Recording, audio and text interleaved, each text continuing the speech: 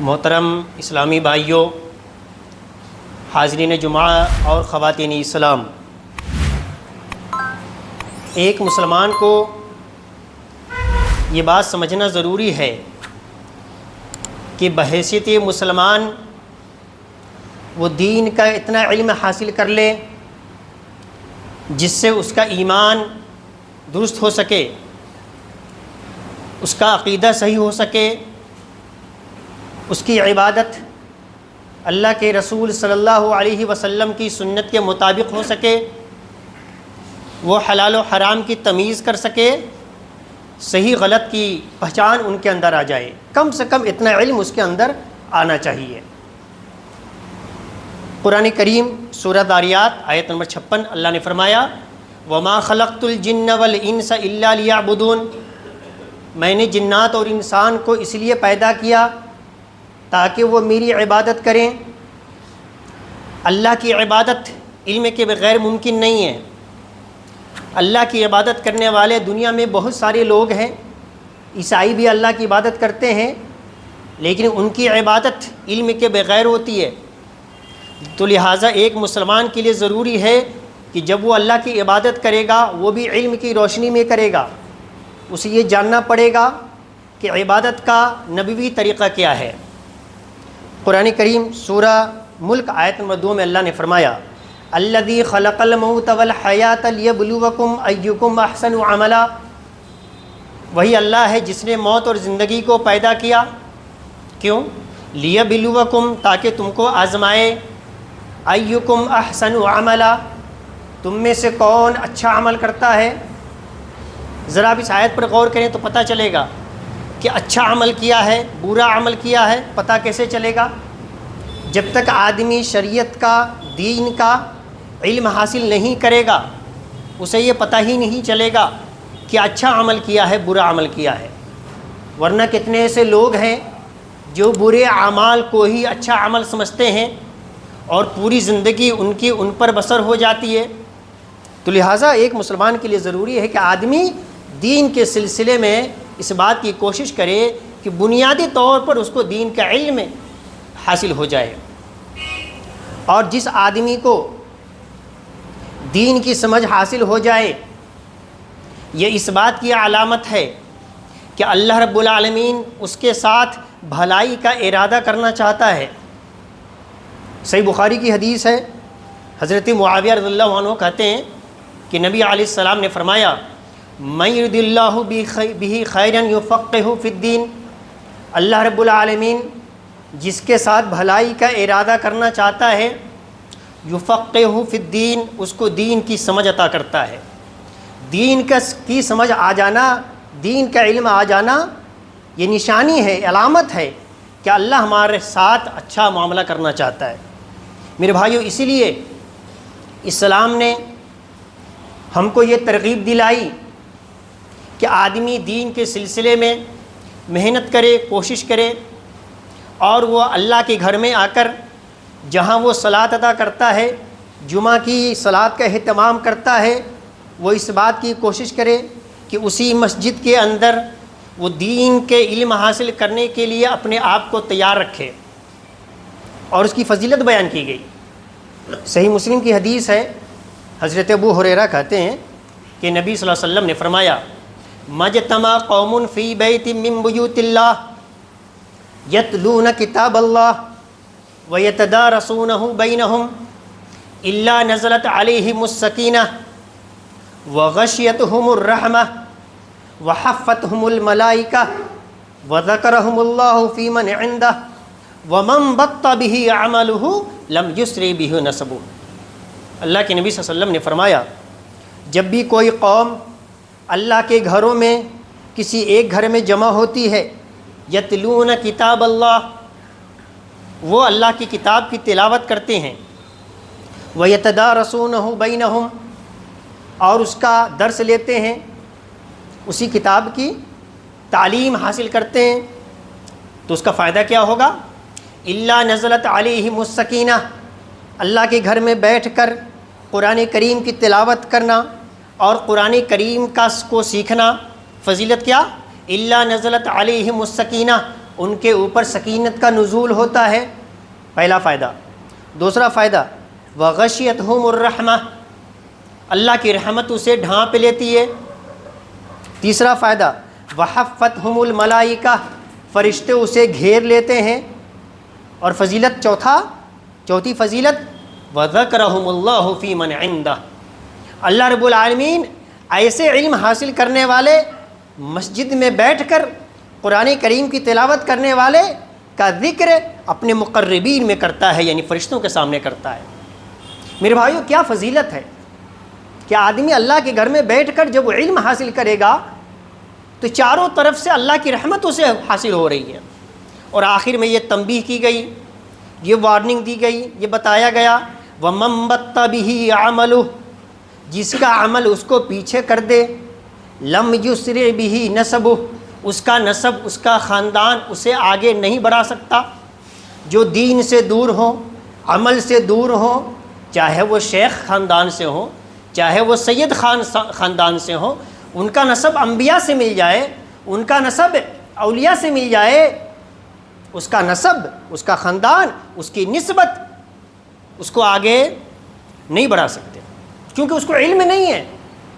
وہ اپنے باپ دادا کی نسبت کی بنیاد پر اللہ کے سامنے نجات نہیں پا سکتا۔ پتہ یہ چلا کہ ایک آدمی جب علم حاصل کرے گا اللہ کے گھر میں تو چاروں طرف سے اس کو فضیلت حاصل ہوتی ہے۔ اور میرے بھائیوں، اللہ کے نبی صلی اللہ علیہ وسلم نے ترغیب دلائی کہ آدمی جب اللہ کے گھر میں بیٹھ کر آ کر جب وہ علم حاصل کرے گا تو فضیلت کیا؟ صحیح مسلم کی حدیث ہے، حضرت عقبہ بن عامر رضی اللہ عنہ کہتے ہیں خرج رسول اللہ صلی اللہ علیہ وسلم ونحن فی الصفہ، اللہ کے نبی صلی اللہ علیہ وسلم نکلے اور ہم صفہ پر تھے، یعنی چبوترے پر مسجد نبوی کے پاس۔ فقال، نبی صلی اللہ علیہ وسلم نے ہم سے کہا ایکم یحب ان یغدو کل یوم الی بطحان او الی العقیق فیأت منہ بناقتین قوماوین من غیر اثم ولا قطع رحم۔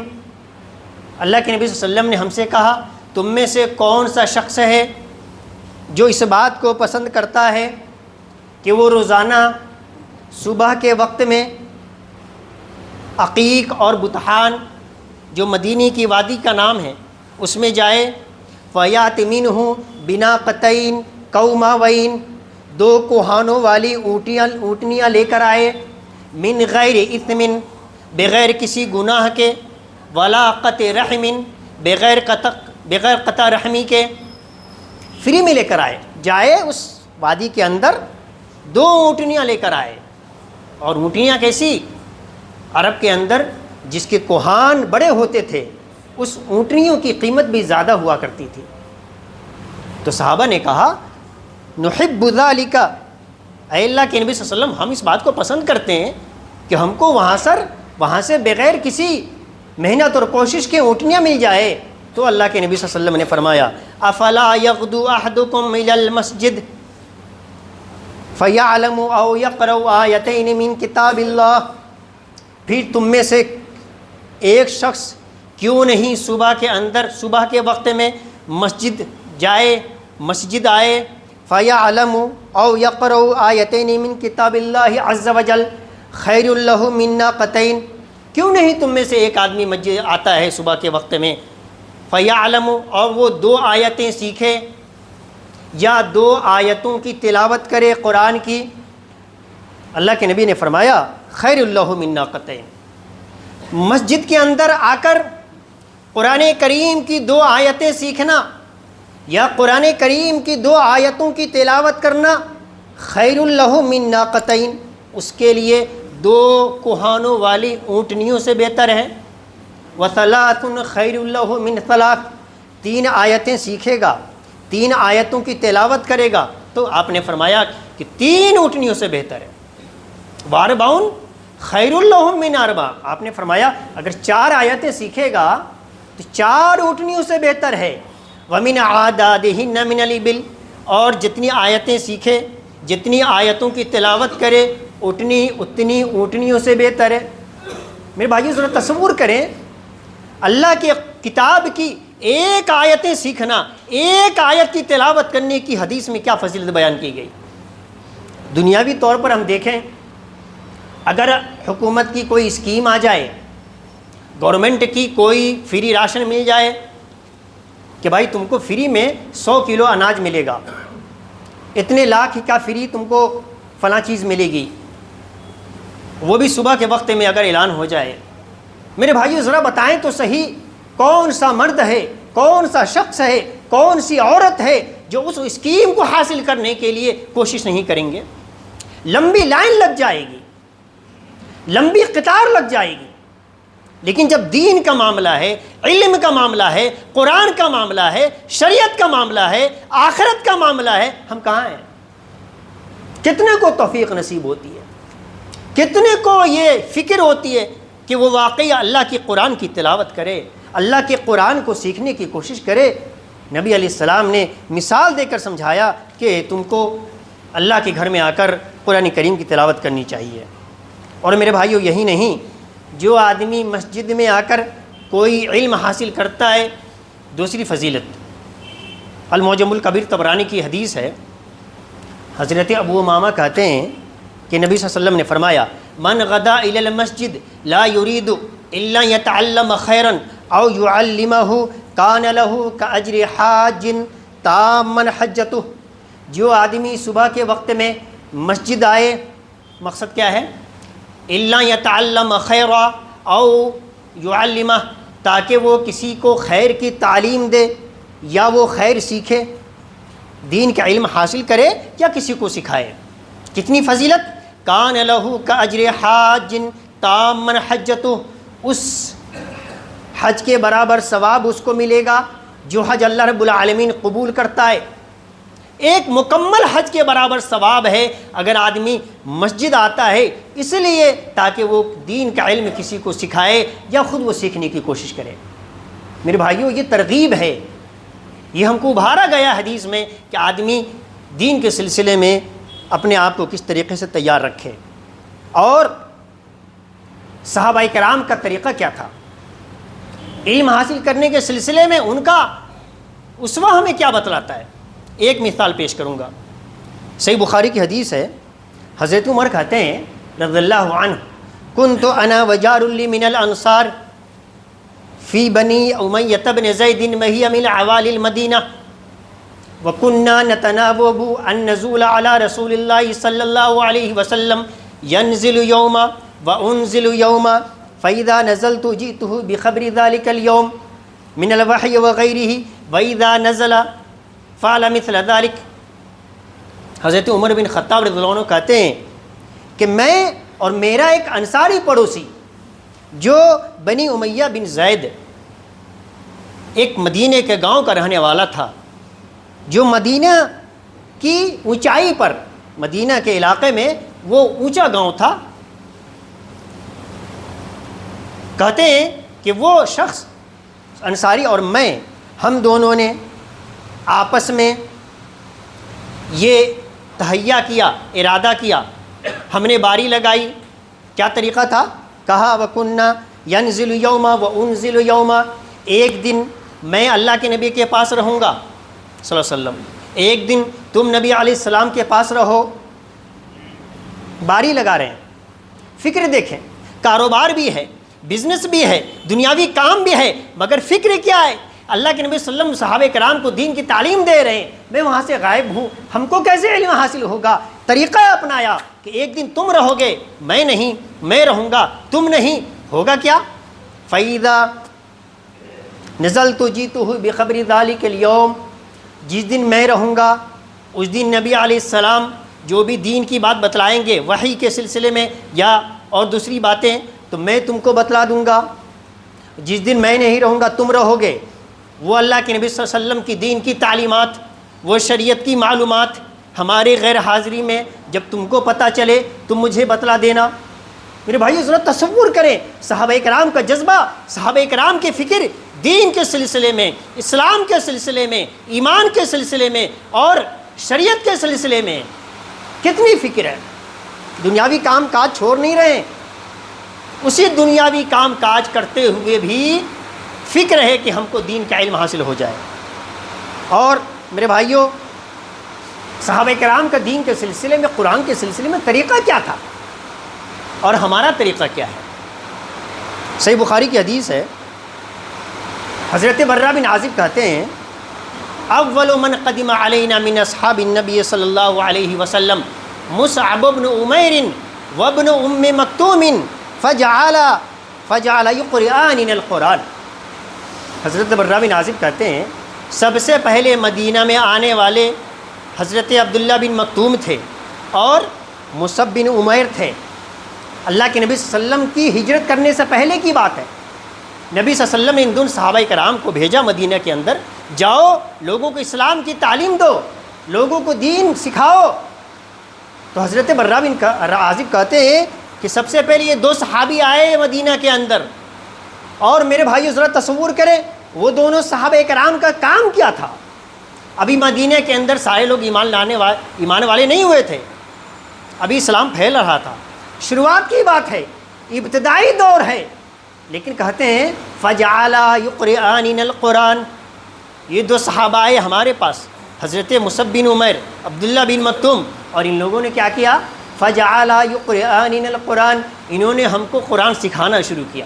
سبحان اللہ، ایمان عقیدے کے بعد انہوں نے ہم کو قرآن سکھانا شروع کیا، قرآن کی تعلیم دینی شروع کی۔ اس لیے ان کا نام پڑ گیا مقرئ المدینہ، مدینہ کو قرآن سکھانے والے۔ میرے بھائیوں، یہ اسلام کی ابتدائی دور کی بات ہے، اور آج اسلام تو ہر گھر میں ہے، ہم تو خاندانی مسلمان ہیں، ہم کو قرآن کے سلسلے میں کتنی فکر ہے؟ ہم کو قرآن کون سکھاتا ہے؟ ہم کو قرآن سکھانے والے کتنے لوگ ہیں؟ لوگوں کو قرآن کی تعلیم دینے والے کتنے افراد ہیں؟ اور وہ عوام الناس کو کتنی فکر ہے کہ وہ کسی عالم یا حافظ کو پکڑ کر اپنی اصلاح کر لیں؟ یہ صحابہ کرام کا معاملہ تھا۔ اور میرے بھائیوں، اللہ کے نبی صلی اللہ علیہ وسلم کا کیا معاملہ تھا؟ دین کے سلسلے میں، علم کے سلسلے میں طریقہ کیا تھا؟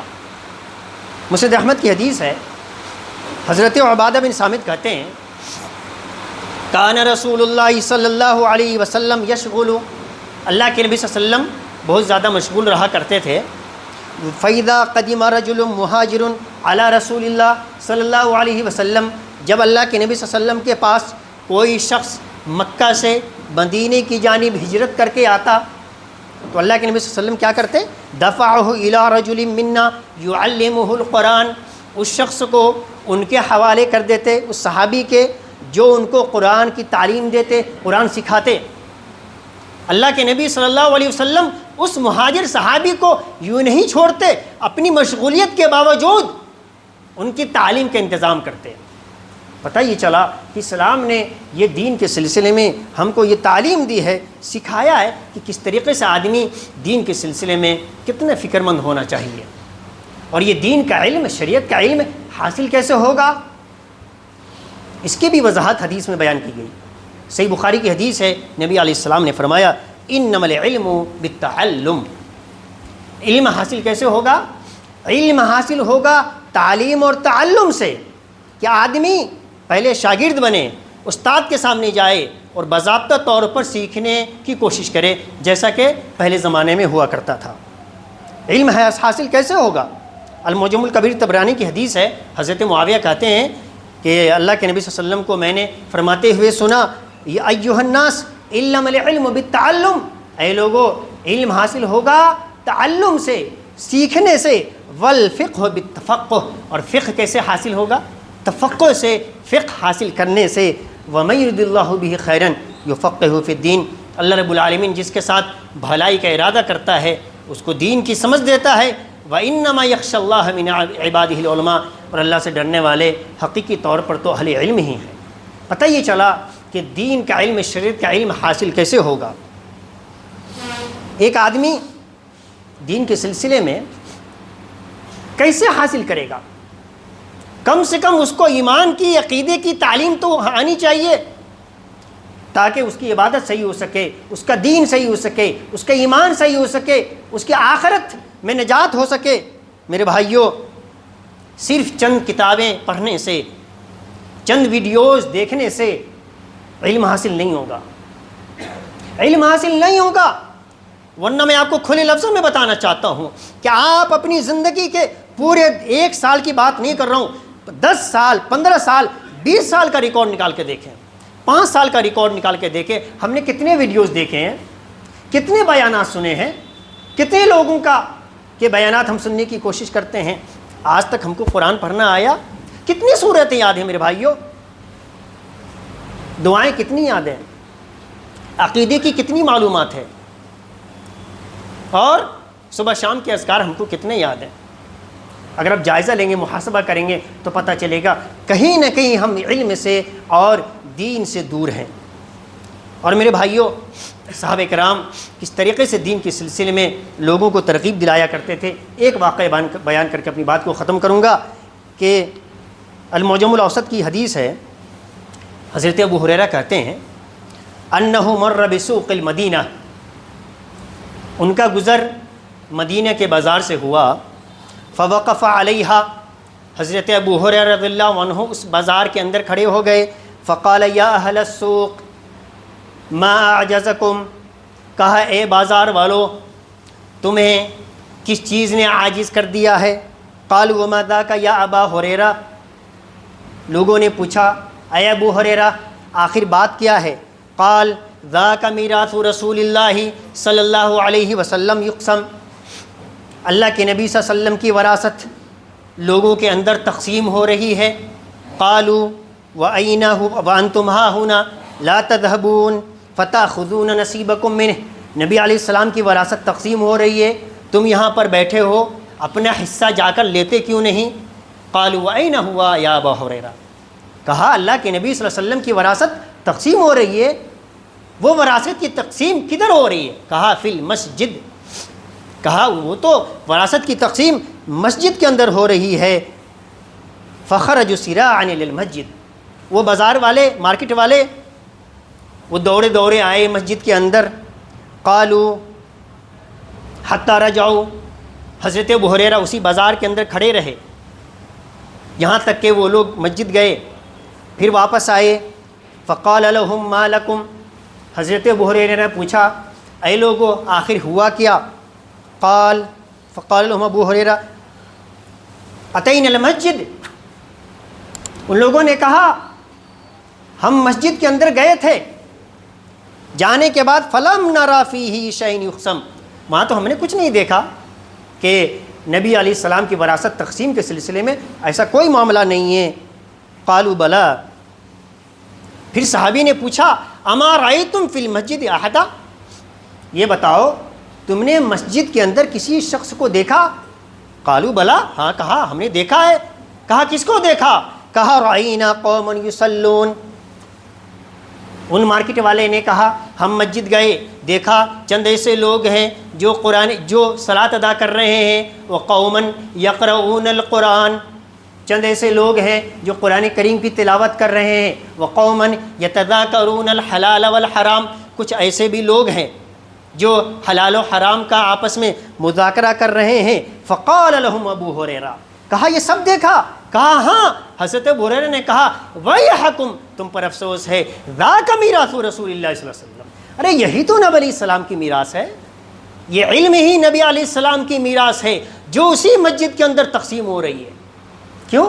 اللہ کے نبی صلی اللہ علیہ وسلم کی دوسری حدیث میں فرمایا، جیسا کہ سنن ترمذی کی روایت ہے کہ العلماء ورثۃ الانبیاء، انبیاء تو علماء تو انبیاء کے وارث ہیں، وان الانبیاء لم یورثوا دینارا ولا درہم، انبیاء دینار و درہم چھوڑ کے نہیں جاتے، انما ورثوا العلم، ان کی وراثت کیا ہوتی ہے؟ علم ہوا کرتی ہے۔ پتہ یہ چلا کہ میرے بھائیوں تعلیم اور تعلم کے سلسلے میں مساجد کا ایک اہم رول ہے۔ مسجد نبوی کے اسی چبوترے کے پاس جس کو ہم اصحاب صفہ کہتے ہیں، صحابہ کرام کی ایک بڑی تعداد موجود رہتی تھی جو نبی علیہ السلام سے علم حاصل کیا کرتے تھے۔ اور میرے بھائیوں ذرا تصور کریں، آج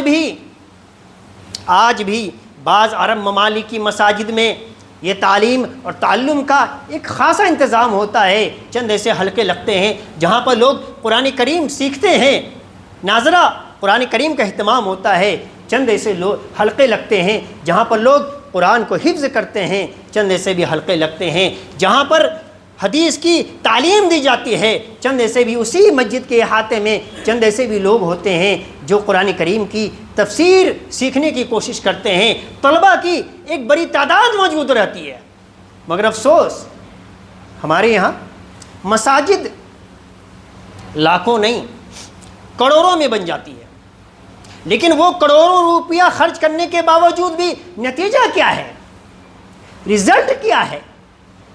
مسجد صرف در و دیوار کا نام نہیں ہے، مسجد کا معنی ہی ہے سجدہ کرنے کی جگہ، جہاں پر اللہ کے لیے سجدہ ہو، رکوع ہو، قیام ہو، تعلیم کا انتظام ہو، جہاں پر لوگ اللہ کو یاد کریں، جہاں پر لوگ دین کی تعلیم حاصل کریں، جہاں سے ایمان کی بات سکھائی جائے، عقیدہ کی اصلاح کی جائے، حلال و حرام کی تمیز سکھائی جائے، یہ ساری چیزیں مساجد کے اہم رول میں آتا ہے، مگر ہوتا کیوں نہیں ہے؟ آخری نقطہ ہوتا یہ سارے مقاصد سے ہم دور کیوں ہیں؟ اسی لیے کہ مسجد کے ذمہ داروں کا عموماً عام طور پر دین سے اتنا تعلق نہیں ہوتا جتنا ہونا چاہیے، علم سے اتنی محبت نہیں ہوتی جتنی ہونی چاہیے، ان کی ساری محنت، ساری کوشش، ساری تگدو اس بات پر ہوتی ہے کہ مسجد کے اندر خوبصورت ہو، مسجد خوبصورت ہو، پینٹ اچھی کوالٹی کا ہو، فین کی ہوا میں کوئی کمی نہیں ہونی چاہیے، قالین بھی مضبوط ہو، پینے کے لیے فلٹر کا انتظام ہو، لائٹ بھی اچھی ہو، ٹھنڈ لگے تو پھر گیزر کا بھی بندوبست ہو جائے، اور آگے ترقی کی جائے تو پھر اے سی بھی بٹھائی دی جائے، ان کے لیے کوئی بڑی بات نہیں، ان کی ساری محنت ان مسجد کی ڈیکوریشن میں ہوتی ہے۔ میرے بھائیوں، مصلیوں کی سہولیت کے لیے ایک ضرورت ہے، ایک حاجت ہے، اس میں کوئی شک نہیں، یہ ساری مسجد چیزیں مسجد کا حصہ ہے، مگر اب سوال یہ ہے اتنا ہی کافی ہے کیا یہ صرف یہ سارے خرچے کرنا ہی کافی ہے کیا؟ اور افسوس آخری بات کہ پھر وہی لوگ دل میں خوش ہوتے ہیں۔ کیسے خوش ہوتے ہیں؟ ماشاءاللہ کتنے لوگ ہیں، جمعہ کی اندر سارے لوگ بھر رہے ہیں، اندر ایک جھوٹی تسلی دیتے ہیں، ان کو پتہ نہیں ہوتا اسی جمعہ کے اندر آنے والے کتنے سے لوگ ہیں جو ایمان سے دور ہیں، عمل سے دور ہیں، اخلاق سے دور ہیں، حلال و حرام کی تمیز سے ناواقف ہیں، ان کو پتہ نہیں ہوتا، جھوٹی تسلی۔ کتنے لوگ دین حاصل کرتے ہیں، ان کو فکر نہیں ہوتی، ان کو اس بات کی فکر نہیں ہوتی کہ اسی مسجد کے اندر لوگ واقعی ناظرہ قرآن کی تعلیم اور دوسرے دین کی بات سکھائی جائے، ان کو فکر نہیں ہوتی، کیونکہ عموماً ان کو علم سے اور دین سے اتنی محبت نہیں ہوتی جتنی ہونی چاہیے۔ وہ لاکھوں روپیہ مسجد کے ڈیکوریشن کے لیے جمع کر سکتے ہیں، مگر علم کے لیے، تعلیم کے لیے، حفظ کے لیے اگر چند ہزار روپے کی ضرورت پڑ جائے تو 10 مرتبہ سوچیں گے کہ پیسے کہاں سے آئیں گے۔ میرے بھائیو، ضرورت ہے، ان تمام چیزوں کو سمجھنے کی ضرورت ہے تاکہ دین کے سلسلے میں، علم کے سلسلے میں ہم آگاہ ہو سکیں۔ اللہ رب العالمین سے ہم دعا کرتے ہیں، رب العالمین ہم کو دین کا علم حاصل کرنے کی توفیق دے۔ اللہ تو ہمارے اعمال کی اصلاح فرما۔ اے اللہ، جب تک ہمیں زندہ رکھ، اسلام پر زندہ رکھ، جمع مائی روح نکالی جائے، ہماری زبان سے کلمہ جاری ساری فرما۔ آمین یا رب العالمین، وما علینا الا البلاغ المبین۔